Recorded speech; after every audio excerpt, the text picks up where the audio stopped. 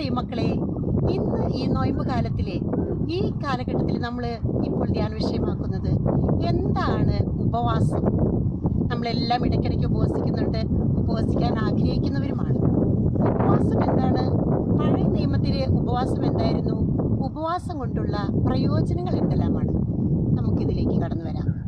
അതിനു മുൻപായിട്ട് എല്ലാ ഭാര്യമാരും തങ്ങളെ ഭർത്താക്കന്മാരുടെ മുൻപിൽ മുട്ടുകുത്തുന്നു, ഭർത്താക്കന്മാരെ ഭാര്യമാരുടെ മുൻപിൽ മുട്ടുകുത്തുന്നു. യേശുവേ, ദാവീദിന്റെ പുത്ര, പാപിയായ എന്നിൽ കനിയണമേ എന്ന് പ്രാർത്ഥിച്ചുകൊണ്ട് പരസ്പരം ക്ഷമ ചോദിച്ചുകൊണ്ട് നമുക്ക് ഈ ഉപവാസത്തിന്റെ ധ്യാന ചിന്തകളിലേക്ക് കടന്നു വരാം. അല്പസമയം എല്ലാവരും മുട്ടുകുത്തി ക്ഷമ ചോദിക്കും.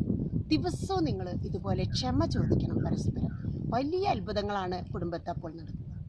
ഉപവാസത്തിലേക്ക് നമ്മൾ കടന്നു വരുമ്പോൾ നമ്മൾ യോഹന്നാന്റെ സുവിശേഷം അധ്യായം 10 63 തിരുവചനം, ശരീരം ഒന്നിനും ഉപകരിക്കുന്നില്ല, ആത്മാവാണ് ജീവൻ പകരുന്നത്.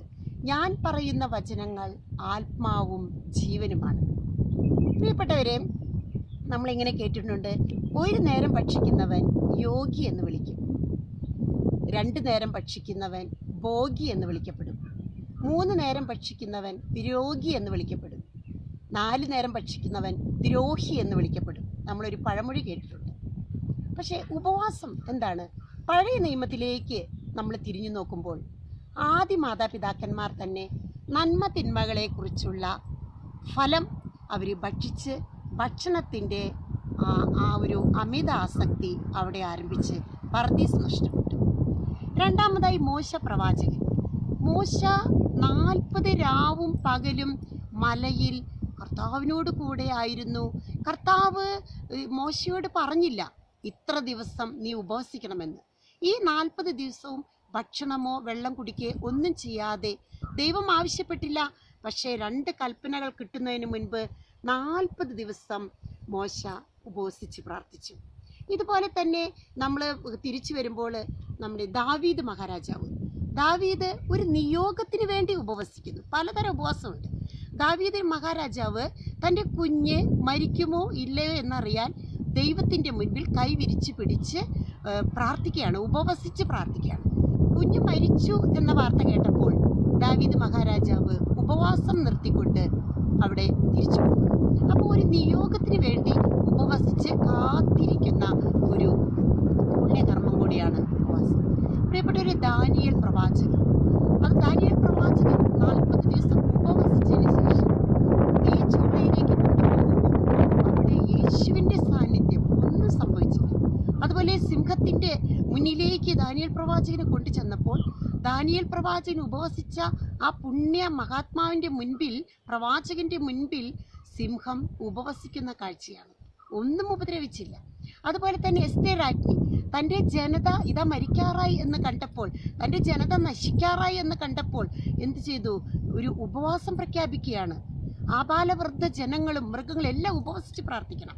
ഒരു കൽപ്പന കൊടുക്കുകയാണ് എസ്തേർ രാജ്ഞി. യൂദിത്ത് എന്താണ് പറഞ്ഞത്? തൻ്റെ വിധവാ വസ്ത്രങ്ങൾ ധരിച്ച് എല്ലാം മാറ്റിക്കൊണ്ട് വളരെ മനോഹരമായിട്ട് ഒളോഫോർണോണ്ടസ് രാജാവിൻ്റെ തല വെട്ടി നിങ്ങളുടെ മുന്നിൽ ശത്രുവിനെ നശിപ്പിച്ച് വരുന്നത് വരെ ആബാലവൃദ്ധ ജനങ്ങൾ ഉപവസിച്ച് പ്രാർത്ഥിക്കണമെന്ന് പറയുന്നു. കർത്താവ് ആ കാര്യം നടത്തി കൊടുക്കുന്നതാണ് നമ്മൾ കാണുന്നത്. പ്രിയപ്പെട്ട, ഇതുപോലെ എസ്ര പ്രവാചകൻ ദേശം മുഴുവനും ഒരു കാര്യത്തിന് വേണ്ടി അദ്ദേഹം ഉപവാസം പ്രഖ്യാപിക്കുന്നു. ഇതുപോലെ തന്നെ നിനിവേയിലെ യോന പ്രവാചകന്റെ ശബ്ദം മുഴങ്ങിക്കേട്ടപ്പോൾ നിനിവേ നിവാസികളോട് രാജാവ് പറയുകയാണ്, പ്രഖ്യാപിക്കുകയാണ്, മൃഗങ്ങളും മനുഷ്യരും ഒരുപോലെ ചാക്കുടുത്ത് ചാരം പൂശി ഉപവസിക്കണം, ഭക്ഷിക്കുകയോ വെള്ളം കുടിക്കുകയോ അരുത്. അതുപോലെ തന്നെ ഒപ്പം ദുഷ്ടമാർഗങ്ങളിൽ നിന്ന് മനം തിരിഞ്ഞ് നിങ്ങൾ തിരിച്ചു വരണം. ഇതും കൂടി രാജാവ് പ്രഖ്യാപിക്കുകയാണ്. ആ ദേശം മുഴുവൻ ദൈവം രക്ഷപ്പെടുത്തുന്ന നമുക്ക് കാണാനായിട്ട് സാധിക്കും. ഇതുപോലെ തന്നെ നമ്മുടെ നെഹമ്യ പ്രവാചകൻ ജെറുസലേം മതിലുകൾ പുനരുദ്ധരിക്കുവാൻ വേണ്ടി ഉപവാസം പ്രഖ്യാപിച്ചു, ഉപവസിക്കുന്നു. പ്രിയപ്പെട്ടവരെ, ഇനി നമുക്ക് അടുത്തതായി കാണാം ഉപവാസം കൊണ്ടുള്ള പ്രയോജനങ്ങൾ എന്തെല്ലാമാണ്. നമുക്കതിലേക്ക് കടന്നു വരാം. ഉപവാസം കൊണ്ടുള്ള പ്രയോജനങ്ങൾ. ആദ്യമായി, നിത്യജീവൻ പ്രാപിക്കുന്നതിന് ഉപവാസം അത്യാവശ്യമാണ്. ആത്മാവിൽ സ്വാതന്ത്ര്യം പ്രാപിക്കുവാൻ, ദൈവിക മാർഗനിർദ്ദേശം ലഭിക്കുവാൻ, ദൈവിക നിയോഗം മനസ്സിലാക്കാൻ, ദൈവകൃപയിൽ വളർച്ച പ്രാപിക്കാൻ, ദൈവവിശ്വാസം വർദ്ധിക്കാൻ, സാത്താൻ്റെ ശക്തിയിൽ വിജയം നേടാൻ, ആത്മീയവും മാനസികവുമായി സന്തോഷം ലഭിക്കാൻ, ഭക്ഷണ ആസക്തിയെ അതിജീവിക്കുവാൻ, പ്രതിസന്ധികളെ തരണം ചെയ്യുവാൻ പ്രിയപ്പെട്ടവരെ ഉപവാസം നമുക്ക് അത്യാവശ്യമാണ്. അതുകൊണ്ട് തന്നെ നമ്മുടെ വീടുകളിൽ കർത്താവ് പറയുന്നു, പ്രാർത്ഥന കൊണ്ടും ഉപവാസം കൊണ്ടുമല്ലാതെ ഈ വർഗത്തെ നമുക്ക് ഓടിപ്പിക്കുവാൻ സാധിക്കുകയില്ല. ഉപവസിക്കുന്ന മക്കൾ ഉപവസിക്കുക, ദൈവത്തോടൊത്ത് വസിക്കുക. ദൈവത്തോടൊത്ത് വസിച്ച് ഭക്ഷണം കഴിക്കാൻ മറന്നു പോകുന്ന അവസ്ഥയാണ് ഉപവാസം. എല്ലാവർക്കും ഉപവാസത്തിൻ്റെ ചൈതന്യം ലഭിക്കട്ടെ എന്നും അതിൻ്റെ അർത്ഥത്തിൽ, അതിൻ്റെ പൂർണ്ണതയിൽ, ദൈവികതയിൽ ഉപവാസമെടുക്കുവാൻ ശക്തി ലഭിക്കട്ടെ എന്ന് പ്രാർത്ഥിച്ചുകൊണ്ട് പിതാവിൻ്റെയും പുത്രൻ്റെയും പരിശുദ്ധാത്മാവിൻ്റെയും നാമത്തിൽ ആമേൻ.